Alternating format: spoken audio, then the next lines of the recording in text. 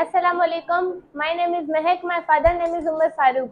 I am a group leader and they are my group members. Today my group presented a digital currency. So what is digital currency? Digital currency क्या है? Digital currency एक electronic form की currency है जो digital systems और computer networks में इस्तेमाल होती है और डिजिटल करेंसी क्रिप्टोग्राफी का भी इस्तेमाल करती है। अब क्रिप्टोग्राफी का डिजिटल करेंसी कैसे इस्तेमाल करती है?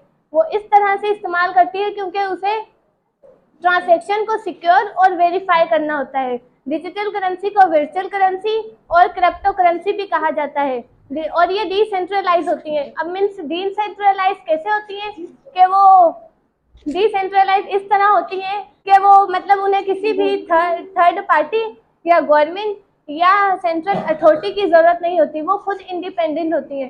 और हम डेली लाइफ में डिजिटल करेंसी किस तरह यूज कर सकते हैं? हम डिजिटल करेंसी डेली लाइफ में इस तरह यूज कर सकते हैं कि हमें डिजिटल वॉलेट क्रिएट करना होगा। हम डिजिटल वॉलेट क्रिएट करेंगे तो उसके बाद हम ऑनलाइन प्लेटफॉर्म के थ्रू या फिर अपने मोबाइल एप्स के थ्रू वो डिजिटल वॉलेट क्रिएट कर सकते हैं। फिर हम उनसे अब हम दो सेंड भी कर सकते हैं डिजिटल करेंसी को और रिसीव भी कर सकते हैं। अब हम सेंड किस तरह कर सकते हैं, इसकी बेस्ट एग्जांपल है कि हम बिल्स पे कर सकते हैं ऑनलाइन प्लेटफॉर्म के थ्रू। अब हम रिसीव कैसे कर सकते हैं डिजिटल करेंसी को, वो इस तरह कर सकते हैं कि हम जैसे घर पर बैठकर ऑनलाइन शॉपिंग वगैरह कर सकते हैं। इससे हमारा फायदा क्या होता है कि हमारा टाइम भी बच जाता है और हमें बाजारों में घूमने की जरूरत भी नहीं पड़ती। अब हम बिल पे करने जाएंगे तो वहाँ लाइन में लगना पड़ेगा, इतना टाइम होगा, इससे हमारा टाइम सेव होगा। और डिजिटल करेंसी यूजुअली ट्रैक होते हैं एक चेन में जिसे ब्लॉक चेन कहते हैं। अब वो आकर बताएंगी शरीफा।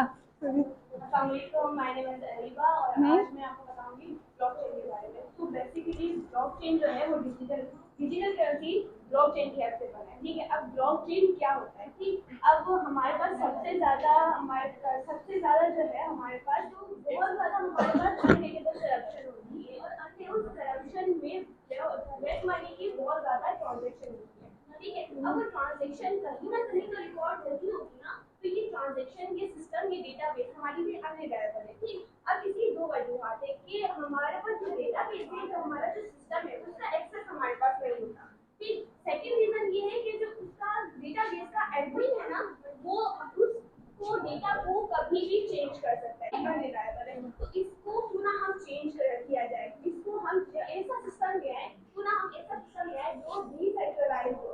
यानी कि इसका मतलब ये है कि डिसेंट्रलाइज का मतलब कि उसकी जो इंफॉर्मेशन है ना, उसकी अथॉरिटी सिर्फ मेरे पास नहीं आप सबके पास भी हो। ठीक है, ये डेटाबेस ये सिस्टम ये हमारे पास कहलाता है ब्लॉकचेन। एंड सेकेंडली इसमें ये आता है कि हम डेटाबेस को यानी कि उसके सिस्टम को उसकी इंफॉर्मेशन को आसानी से चेंज नहीं कर सकते, क्योंकि वो हमारे पास अगर हम मॉडिफाई करना चाहें, हम उसको चेंज करना चाहें तो वो नियरली इम्पॉसिबल हो जाता है। ये सिस्टम ये प्राइवेसी जो है वो हमें कहती है वो होती है ब्लॉकचेन। ठीक है, अब ये ब्लॉकचेन जो है वो 1919 में आया था, लेकिन इसकी जो एक्चुअली इम्प्लाइड हुआ था ये हुआ था 2009 में, जब सतोशी नाकामोटो नाम के एनोनिमस पर्सन ने वो 2009 में बिटकॉइन बनाकर यानी कि ब्लॉकचेन की हेल्प से बिटकॉइन बनाया था।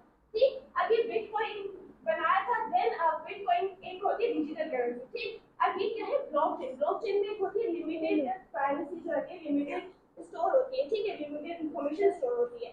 ठीक, अब वो जब स्टोर होती है वो खत्म हो जाती है, जब उसकी लिमिट खत्म हो जाती है तो वो खुद का खुद जो है ना दूसरे ब्लॉक पे शिफ्ट हो जाता है। ठीक, अभी ब्लॉकचेन में हमारे पास तीन इंफॉर्मेशन स्टोर होती है, एक होती है डेटा, दूसरी होती है हैश। अब हैश क्या होता है, हैश हमारे पास एक यूनिक फिंगरप्रिंट होता है। ठीक, अब जैसे कि हम एनआईसी बनवाने जाते हैं, अपना एनआईसी बनवाते हैं, हम फिंगरप्रिंट लगाते हैं, फिंगरप्रिंट लगाते हैं जब हमारे पास हमारा एनआईसी का कार्ड आ जाता है। ठीक है, एनआईसी नंबर आ जाता है, तो वही जो एक नंबर होता है वो हमारे पास होता है हैश। ठीक, तीसरी चीज हमारे पास होती है प्रीवियस हैश, कि आपके यहाँ जो करना वाला ब्लॉक करना उसके अंदर कौन सी यानी कि कौन सा आपके पास हैश आए।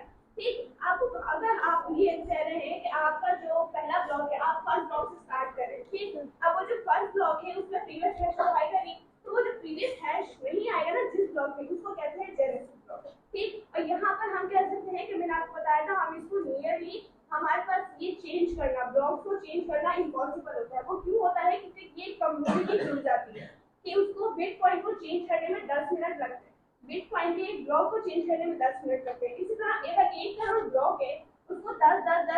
चेंज करना पड़े तो वो 200 साल लग जाते हैं, तो इसीलिए ये इम्पॉसिबल हो जाता है। और यहाँ पर ही क्या कहते हैं कि ये जो जब बिटकॉइन आया तब ग्राफी का जो है वो कॉन्सेप्ट आया, ठीक है। हम ट्रांजैक्शन डिसेंट्रलाइज कहते हैं तो इसका मतलब है कि हमें एक सेंट्रल अथॉरिटी और थर्ड पार्टी की जरूरत नहीं होती। थर्ड पार्टी बेसिकली उसको कहते हैं जो मतलब दो शख्सियात के बीच में होती है, उनकी एग्रीमेंट्स और जो भी मतलब उनके ट्रांजैक्शन वगैरह जो भी उनके बीच में होते हैं उनको हम थर्ड पार्टी कहते हैं। और उसके बाद है traditional banking system. Traditional banking system में हम गवर्नमेंट और बैंक्स पे ट्रस्ट कर सकते हैं, गवर्नमेंट और बैंक्स पे हम ट्रस्ट कर सकते हैं और उसके बाद हम अपने ट्रांजैक्शन को क्या कर सकते हैं, वेरीफाई कर सकते हैं। उसके बाद आता है blockchain. Blockchain technology. Blockchain technology को वेरीफाई करने के लिए एक नेटवर्क और कंप्यूटर नोड्स की जरूरत होती है, कंप्यूटर नोड्स की जरूरत होती है और उसको हम वेरीफाई करते हैं एक नोड्स के जरिए। और उसके बाद ये प्रोसेस जो होता है ट्रांजैक्शन डिसेंट्रलाइज्ड हो जाती है। उससे पहले मतलब सिक्योरिटी और ट्रांसपेरेंसी के बाद हो जाता है ट्रांजैक्शन जो होता है ना, वो हो जाता है।